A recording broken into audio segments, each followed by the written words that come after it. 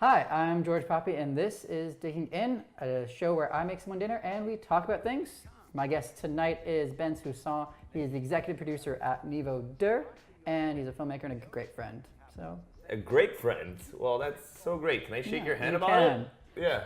Okay. Thank you. Yeah, Thank you for this great intro. Yeah, of course. Which camera should I constantly look at? Is it that one? That one. You can look at me. I don't know. Do Okay. whatever you want. Cheers.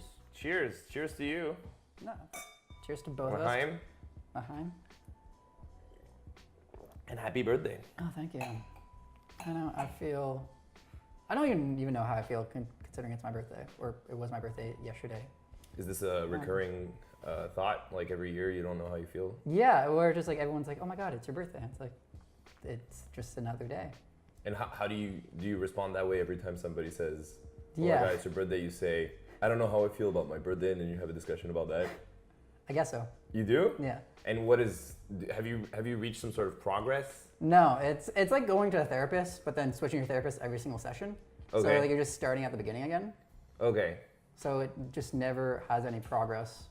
So there's no progress? You don't say like, "Oh, well, you know, the previous conversation. The previous conversation. No, because I feel like to get into enough of the conversation, you're then almost getting to a point where like you need to backtrack so far.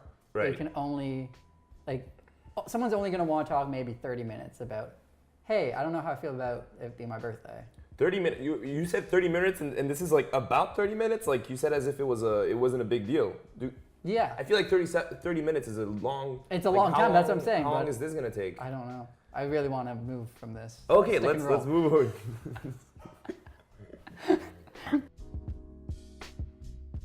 Let's dig in. Yeah, please. It's so weird that nobody can smell this and like smell like how good it smells, or also nobody can taste this except us. Us, yeah, definitely us. Yeah, but I feel like that's true for every food show. And people love food shows. Like I personally love Chef's Table. I don't know about you.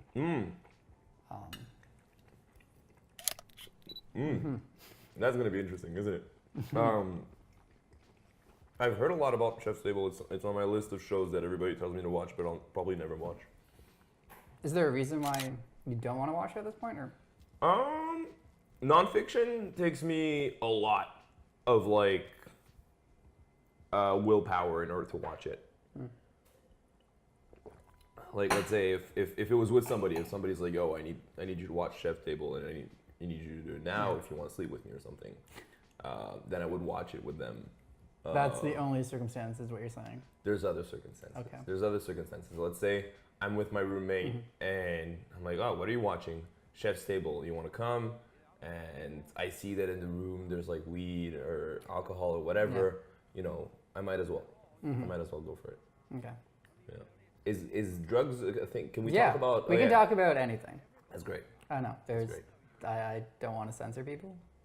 I hate. You can absolutely censor people. You can say, "Hey, drugs is too much for me. My grandma watches this show," and well, my grandma doesn't speak English. So oh, okay, that helps. That does help. I'm trying to figure out what your day is. Right, because you kind of see me as a weirdo, eh? No, it's not that I see you as a weirdo. I think you're just a lot more eccentric than I am. But you do see me as a weirdo. Okay, if that, I'll accept that, but then because then I'm just like so bland and safe. You think so? Compared to like if we're comparing ourselves on a spectrum, then yes. I think I act like a weirdo when I'm with you. I think whenever I'm with people that act bland when they're with me, I act like a weirdo. It's not something I control. It's something that I do. Yeah. I do that also with my clients. Really? Example or? Sure. The other day I had a client, and it's okay if it's here. I had a client who told me like I sent him a contract over, and he's like, "Yeah, Ben, why is the contract in English?" And I'm like, "Oh, I'm sorry. Like, you know, most of my clients are Anglophones, and I sent you this." It's like, "Yeah, I know, but we're in Quebec here, and you know, my client and my boss is from Quebec, like actual Quebec. So, but it's fine. I'll try to justify it." And I'm like, you know, hey, tell him that tell him that I'm French. Tell him that I'm sorry about that I'm French, and that I even voted for PQ once, or thought about it, Vive le Québec libre, or something like that. And then he says, I try not to mix politics and and business, Ben.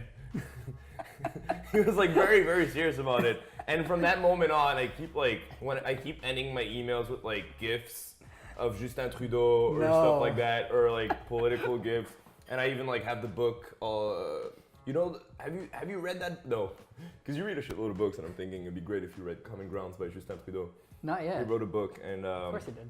And it's great. And if you go on Spotify, actually, I think you can find him. He narrates his own book, yeah. And for an hour and a half.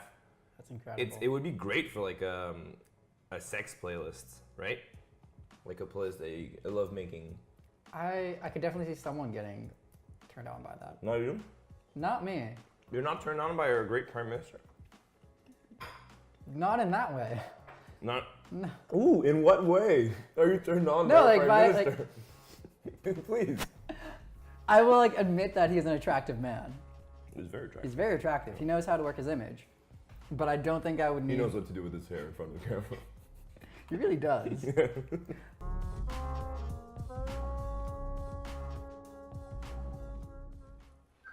My only beef with the introvert extrovert thing is, can an introvert become an extrovert, or can an extrovert become an introvert? Or is that like, I feel like it's weird to like say, oh yeah, you know, I'm a classic introvert, so I should probably stop talking to people. And I feel like it's a thing that can become like, wow, I blanked out on that. You know that thing where a self-fulfilling prophecy. Holy shit, it all came. I had none of these words in my head, and they happened. And I'm so smart. Yeah, it's a self-fulfilling prophecy. I could see the look of exploration and discovery. So it can become a sort of self-fulfilling prophecy if you say like, oh yeah, I'm an introvert, and then you can say, oh well, that's it, I'll just stay home all day. I'm an introvert, or I'm an extrovert, and then it'd be like, oh, I can be lonely. I'm afraid of being lonely. That's horrible. I honestly, I really hate it, or I'm very saddened at least with introverts sharing memes of like, oh, of course I'm just like here alone, like drinking myself into depression. It's like, what? No, that's right, eh? But you're 100% right. I think it's. Sorry, buddy. No worries. Okay, I said to the mic. But I think it's that fallacy that we've gotten from the Greeks, where everything was either true or false, and. Is that the Greeks brought that in? The Greeks brought true or false? Yeah. Logic? Yeah. Wow. Like either it is or it isn't. That's like a... That's the Greeks brought that? Yeah, but then there's so many things that are kind of a spectrum. How were things before that? Just people didn't think. People didn't think before the Greeks? They're trying to think, but it just wasn't systematized. Holy shit, it's the Greeks that brought it. Yeah. I didn't know that it was that deep. I mean, I studied the Greek philosophers, but I didn't know that it was like the Greeks that were like, yo, things are either true or false. People are like, whoa, what the fuck? Mm-hmm. Oh, that's amazing. Or I think there's probably a conception of that, but no one had said like almost like either it is true, like it is either true, like to be true or false, like it excludes, like if you're true, then you can't be false. If you're false, you can't be true. That was like and that's how all of our like computing system also works, where it's just binary. I'm aware of that. Okay, well, I don't know. I studied software engineering at right. University. I forgot about that.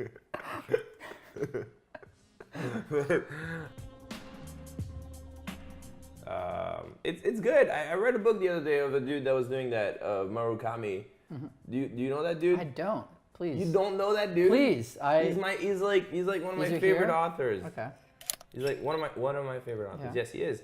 I read like 10 of his books, and he's this Japanese dude, and he wrote a lot of great books, including A Wild Sheep Chase, Norwegian Wood. No? None of these? Because you're a big reader, aren't you? I am, but... Yeah, I read the book you have, right? The Sick in the Head, but whatever. The point is, yeah, and there's this character in his book, and he's an author, and he also talks about how he's an author, but he's also a teacher at a school, and it's good to like step from one world to the other. It makes you like more comfortable to like to like go from the rational world to the emotional world. That way it's like rest. You always like have this sort of like rest from each place, right? When you go into creative world, you have rest from like the rational world, and then you go into rational world, you have a rest from the creative world. And so, I mean, to be honest, it really is the rational world that is important in terms of like rest, because you don't need that much rest from the rational world. It's okay. It's the rational world. I'll come back to it. I'm kidding.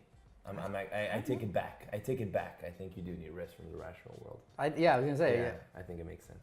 But because I've ran away from that world. So. Yeah. No, I do that too. Yeah. But point is, so it's good to have like in software engineering it was fun because like when I was studying software engineering, it was something that like I knew I could do. There was no like self-doubt going through my mind. I was good at it from start to end. It was challenging, but like it wasn't like when you do art, because when you do art, it's like, or when you do anything creative, there's so much self-doubt. Like it's just all self-doubt, and like sometimes everything I did was about self-doubt, and then it takes a toll on you. It's annoying. So I love the rational world. I love science. I think it's great. Yeah, I don't know. To get in the self-doubt, what do you usually do when you have that moment of self-doubt? Because I know I personally have that moment far too often. Yeah. So one of the things that help right now is that, as you know, like I'm not doing like real art right now. I'm doing like creative stuff, but I'm doing like ads, right? So what's good with these is that like I'm on a budget, and I love that. No, it's great. So I have a budget, right? Yeah. So I have a budget of time that I allow myself to think, and I say, listen, you know, it's like that song from Radiohead. You try the best you can. You try the best you can. The best you can is good enough. And that's my philosophy, right? Yeah. Is that there's always gonna be. You can obviously always make something better if you want. Yeah. But how much of it is actually going to be added value, and how much of it is actually going to be like time that is worth spending? So you find that balance in the end. It's about balance. It is. I think, and you figure it out. Yeah, the best phrase I've ever heard with that is there's a point where you're no longer making it better, you're just making it different. That's true. That's a good point. Yeah. The big difference between like software engineering and like visual arts or whatever is that in software engineering you really have one boss. In visual arts, to a certain extent, everybody's your boss. You can show your work to anybody, and some people can say, "Oh yeah, that's bad," or like, there's not a lot of fields in which everybody can judge you on how good or bad you are at something. Like if you tell somebody, "Oh, I'm a doctor." Great, that's a very great thing or whatever. But if you tell them, "Oh, I'm an actor," have I seen you on any show or TV show? And if you have, they're gonna be like, "Oh, you're a bad actor."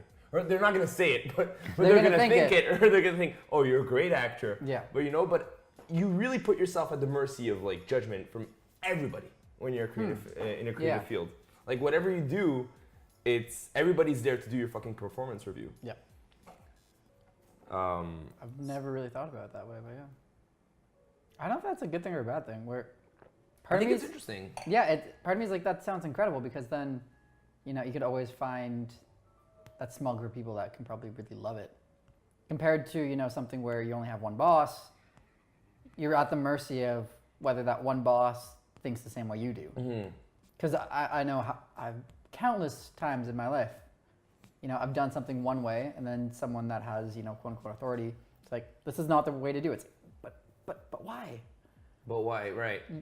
So, okay, I see what you mean. So you have more freedom in that you can say, hey, maybe you're wrong.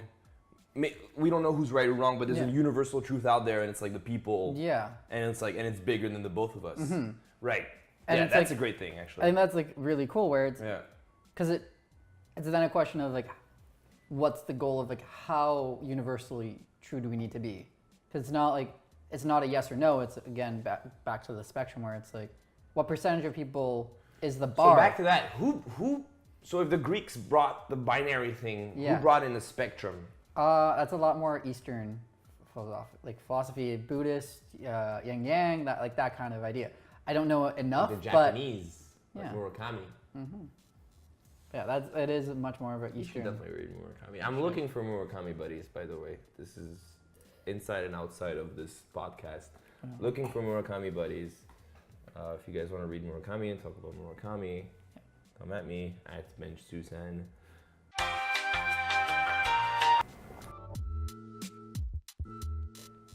I almost prefer Weirdos in a way, it's actually kind of funny that you thought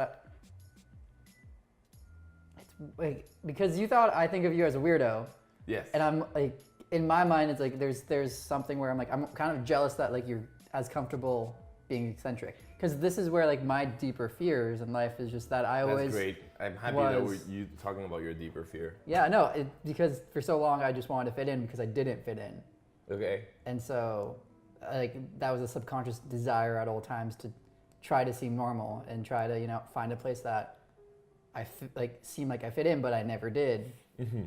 So it's like it's been a work in progress with trying to be okay with being a weirdo, even though that's all relative also. So you think that there's some sort of shell that you need to get out of to be a full weirdo?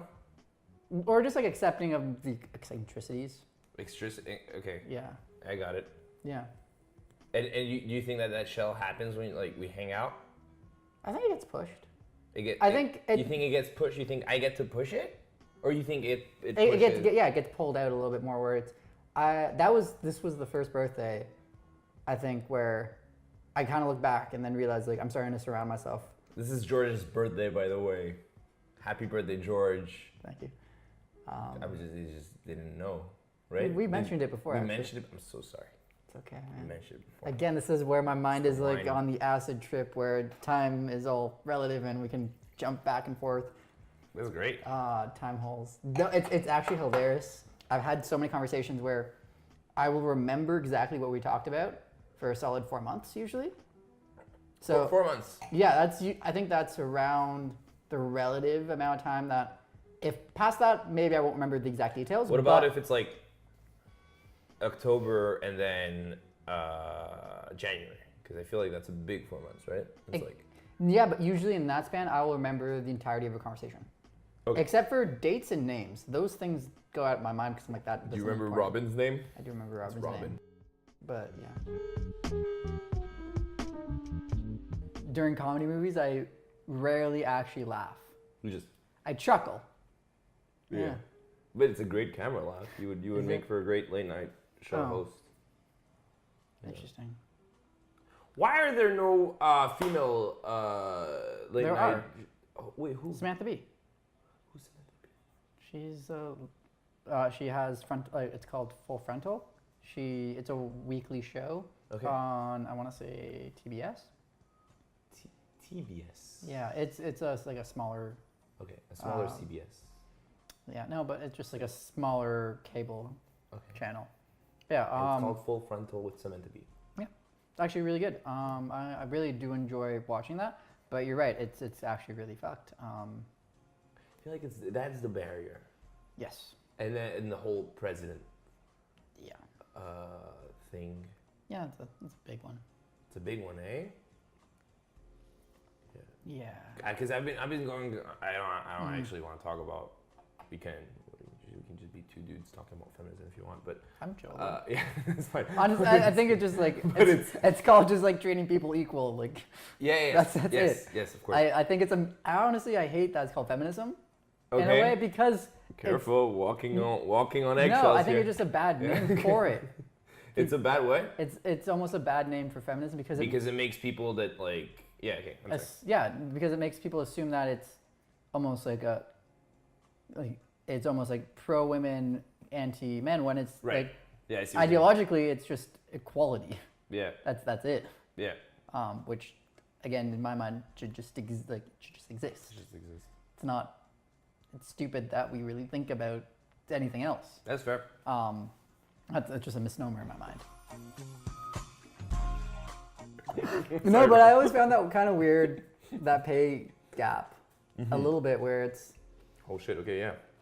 What? Between actors and the rest of the crew, where it's like everyone's a creative, but then there's like that, like, say as like a best boy in lighting or gaffering, you're never going to be famous, and you never will be like a giant paycheck is going your way.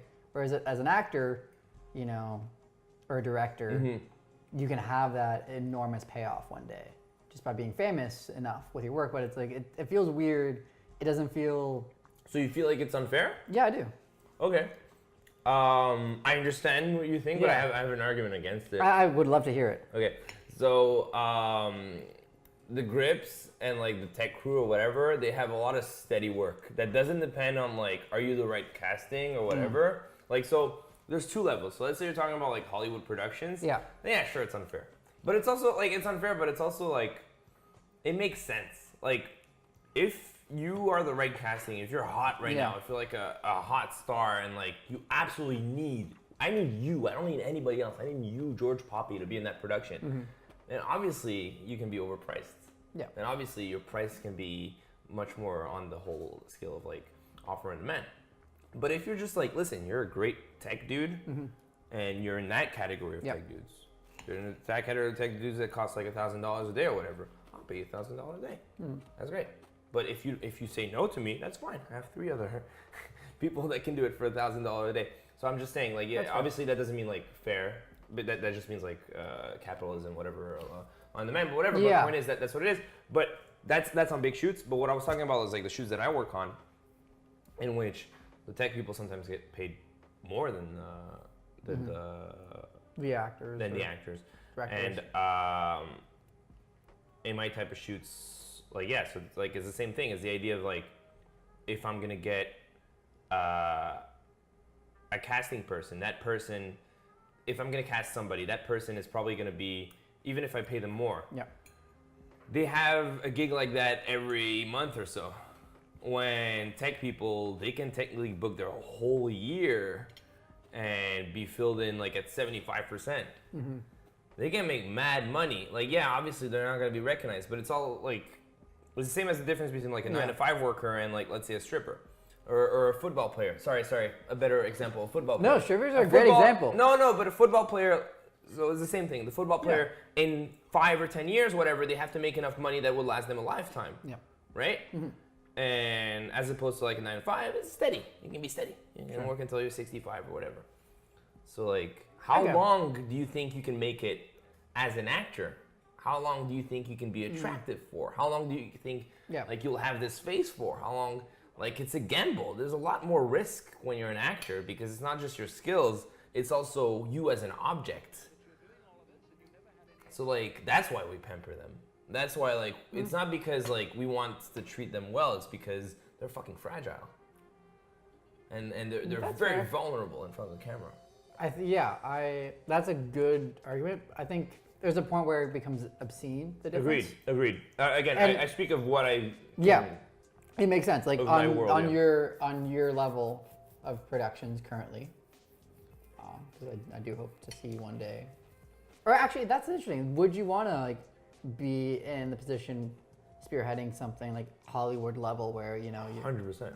100%. I would be stressed out. I don't think like I would be ready for it. If anybody like is stupid enough to give me that shot right now, I would say, yeah, bro, let's go in 100%. Like, I will make everything in my power to make it right. Yeah. But yeah, 100%. Yeah. But like there's a point where it becomes just obscene, where it's like stock market valuations where it's just like you're speculating beyond belief. Like I'm thinking like sometimes like with Amazon and Netflix, their valuations are 100-200% of what they're actually bringing in. It's like, is there real value there, or is this just like everyone kind of building up the hype? And so you're talking about the way people would a potential producer would value me? No, not valuing you, but I'm thinking it's the same way with with stars, where you're talking about actors, yeah, still actors, or like sometimes like famous directors where it's, they take like it's a whole below the line, above the line type of deal, where it's like above the line sometimes seems obscene, where you like up to like there's a point where I'm like, this has just gone from like you're bringing a lot more value to the production, and it's now just like, oh, you're just being paid like a number that's almost astronomical. You know, once you're getting past 10 times. I see what you mean, but that's again. Yeah. I want to step out of it because that's a word I'm unfamiliar with. Yeah. I've never written that, so Of course. we'll see. We'll see when the time comes. You don't go in the deep end of the internet. Yeah. So you don't go out of. So you only go like. But that's a good point actually. Yeah.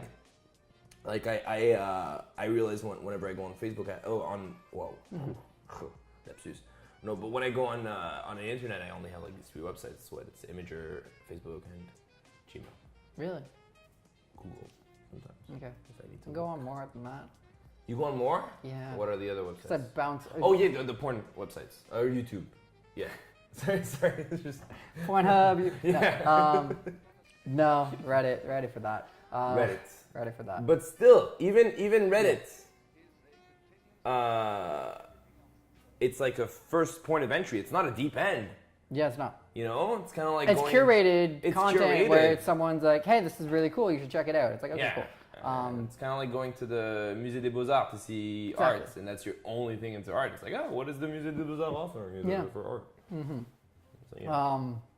But I think that's where, I'm in the curated section of the internet, even though I know that there's a lot more out there.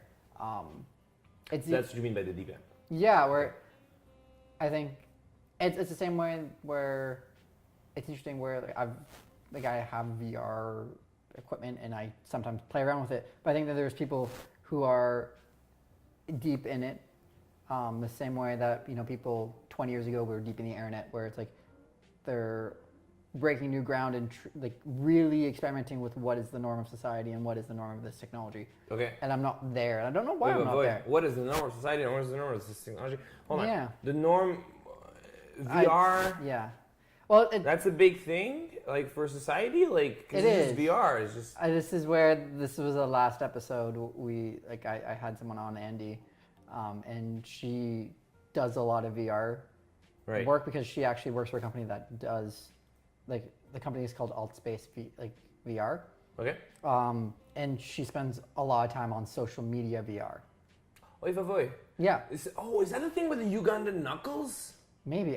Is that the thing where the way and I will spit on you and whatever, and it's these Ugandan Maybe. Knuckles.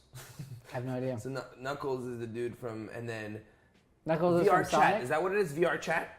Potentially. I know So it's like this VR world where it's all where like, people like you have avatars and like you're literally just chatting with people. Yes, In and that's- VR, it's like think of any massive multiplayer video game, and then instead of just having an avatar that you're clicking right. around, like you're actually in. That is definitely a big thing. It is huge, and like there are people doing that and exploring that frontier. I'm not part of that right now. Mm-hmm. Don't know why. I can't answer that.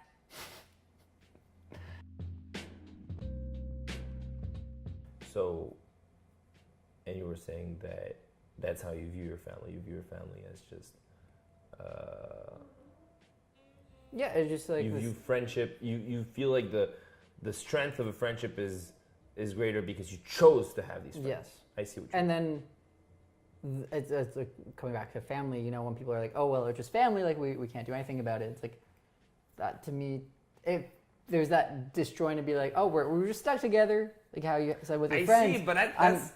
Where like, it's for me, Yeah. it's like, but you're not stuck together. Like, it's a choice. I see what you mean. Yeah. But the truth of life and existence is that you are stuck with things.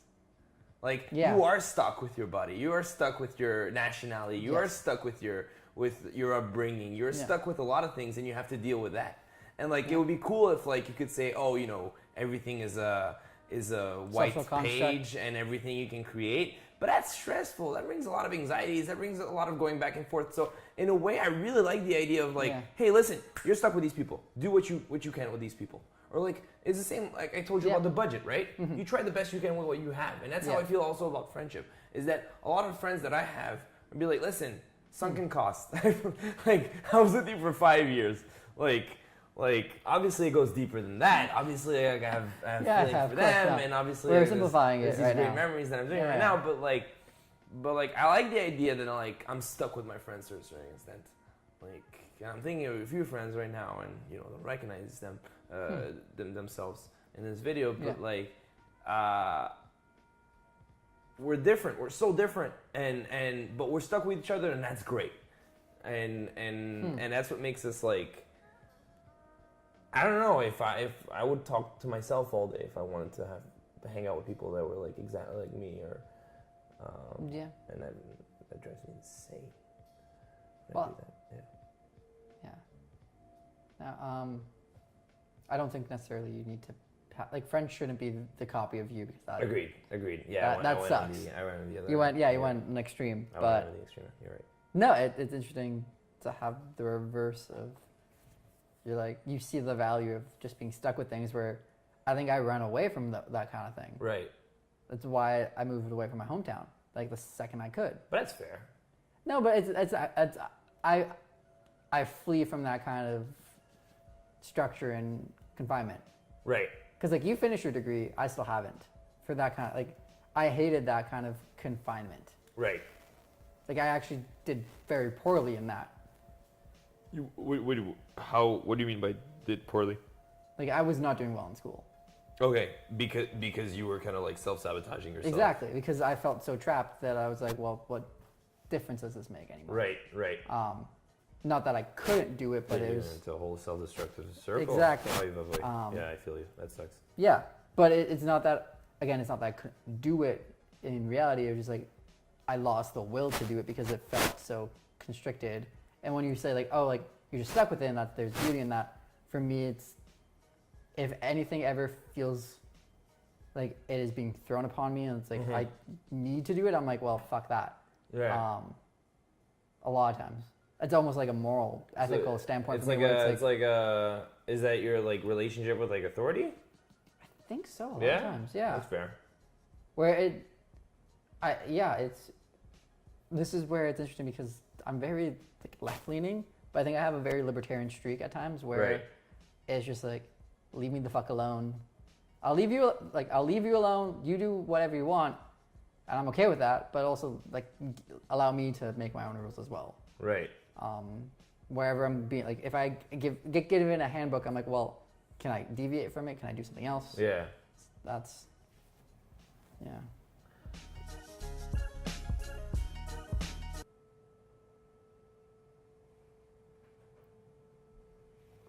That was very graceful.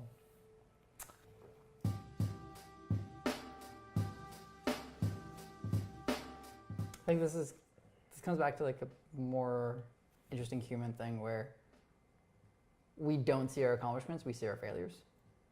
Ourselves? Yeah, because like your accomplishments, you just kind of like pass them by. You're like, oh yeah, this just happened. Like, of course I did that. Whereas you 100% remember your failures, and then but everyone else probably mostly just sees the successes.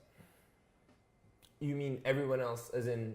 Like, yeah. For like, me, everyone else, I see their successes. I see what you mean. Yeah. Yeah. You know what I mean? Like we can't see the internal distress of like people when they're probably like thinking about like all the times they failed and like how they're not as far as they want to be because like inherently no one is as far as they want to be. That's where I join you. It's not necessarily Yeah. that when I think of my accomplishments, Yeah.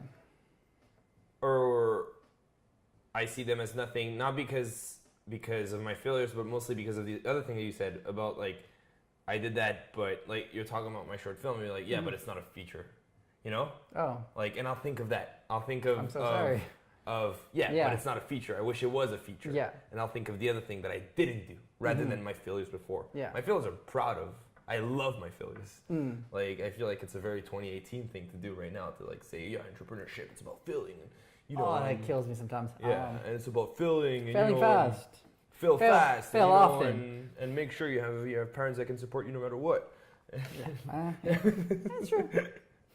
I'll give that. No, well, it's like even. No, because I was asking, like, I stupidly said feature. I don't even know why, but like, I'm just now working my first short. Okay, that's great. I know. It's been a stressful process. It's been interesting. Are you writing or are you producing it? I produced, DOP'd, edited. You did it already? Yeah. And you're editing it? Yeah, right now we're in post. We locked the picture. So yeah, like we're waiting on music. I was actually gonna ask you for a recommendation potentially for sound design and colorist. Yeah, I but can get you that. yeah. But yeah, no, like that's been interesting in that world where it's like I just hadn't ever done that before. So it's, you know, you like for me it's like you did that at 21. I'm like I feel late to the game a lot of times because I didn't jump into doing TV film content till later. Mm-hmm. Not too late, but it's still, you know, I was on that very academic traditional path of like, oh, I'm just gonna be in school, I'm gonna be a philosophy professor, and then got to university. A philosophy supervisor? Professor. Oh, philosophy professor. That's what I thought, 100%. Like I even because I did a 13th year of university stupidly. It doesn't matter. Like I should have come to McGill a year earlier, but I didn't. But in that 13th year, I did a co-op placement at the Department of Philosophy at Western, which was really cool. And like I had an incredible experience because, you know, my professors, I slaved away during the summer and basically transcribed 1,300 pages of notes. Of like handwritten notes, I transcribed them. And they felt so bad that they had allowed me to do that the rest of the year they were just like, oh yeah, just like come to lectures. So I was like sitting in third year classes in a grad level seminar, which was very interesting. I'd also go to one of my professors' wine and cheese bi-weekly, where, you know, someone would present the paper they're working on, which is current philosophical, like ancient philosophy. I was like, this is so cool. This is what philosophy is. And then I come to McGill, and then I'm in my first year and second year courses, and they're just like, just regurgitate information. You're not thinking, you're not doing anything. I'm like, this is death. And then I talked to other professors and like, yeah, academia is not worth it. And I was lost. So I was like, I think I turned to film and TV because like I'd always watched so much. So wait, before that you didn't do any of that? You didn't do any? Not really. So that was after that you did TVM? Yeah. Holy vey. Yeah, no, the only thing... You never even considered TV? No, Oh, okay.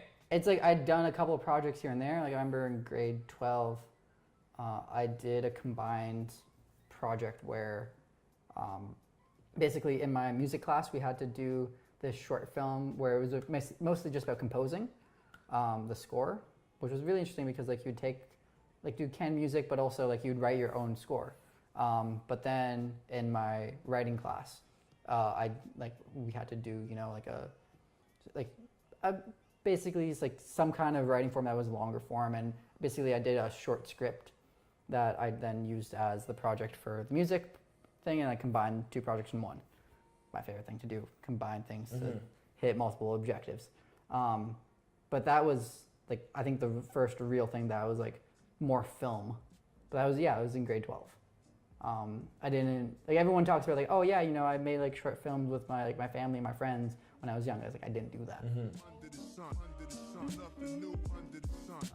So you were saying all this comes from me asking you, what do you want to talk about? And you said, I'm kind of selfish and whatever. And then you said, I'm 2 years ahead of you as a career. And no, then, it's so like we kind of what you want to, No, like, I think we went on a more interesting tangent exploring, because like I already got your take. Oh, you got everything that I wanted. I think so. Okay, cool.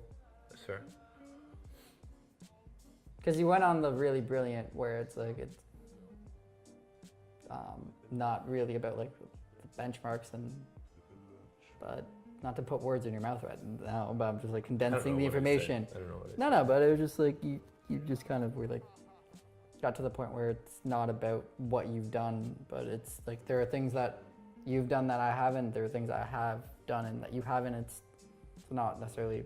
Listen, you want my real take on it? Yeah. You want a real honest take on it? Yeah. Both of us, you and I, we haven't made it. No. Okay? Yeah. I haven't made it. So for you to tell me that I'm 2 years ahead of you, it's like, who cares? We haven't made it, both of us. So it's like, let's see how we can make it. When I'll make it, I'll tell you. I'll call you and be like, yo, George, I made it. You want in on this? Yeah. But like for now, it's like, who are we? It's like it's like we're ants fighting about. I wish I had a great analogy for this. I don't. This was a great speech until just now. But you had it, and then you lost it. But it's like we're ants fighting for crumbs, you know? Yeah. Oh, fuck! I should have said that. You should have. You had it right there too. We're ants fighting for crumbs when there's a bigger piece of the cake and none of us have even seen it. Yeah. And like we're all fighting for light, and let's not fight. Let's just get to the light, slowly but surely. Let's just get to the light. Let's be honest with each other. Let's not tell each other that we're a big deal when we have to or whatever. Let's just find the light and get it. And so that's why I refuse to say, oh, I'm ahead of you or this, I'm ahead of you. Like the day I'll be on TV, or the day like I'll have a verified Twitter or verified whatever Wikipedia, or the day like there's gonna be an article on me that's not like an article on Jewish memes on a Jewish magazine, Moment magazine, founded by Ali Weasel. That was a great article though.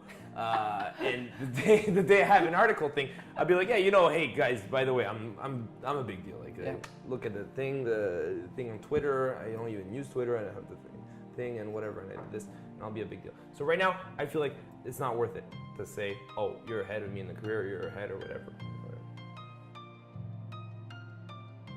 Anyways, that's our show this week. We were produced by me. We were filmed and edited by Robin Loom. And our music is by Ashmeta, and our logo is by Isabel Lee. Special thanks to our sponsor, Ether Kombucha. We love you. And till next week, have a good one.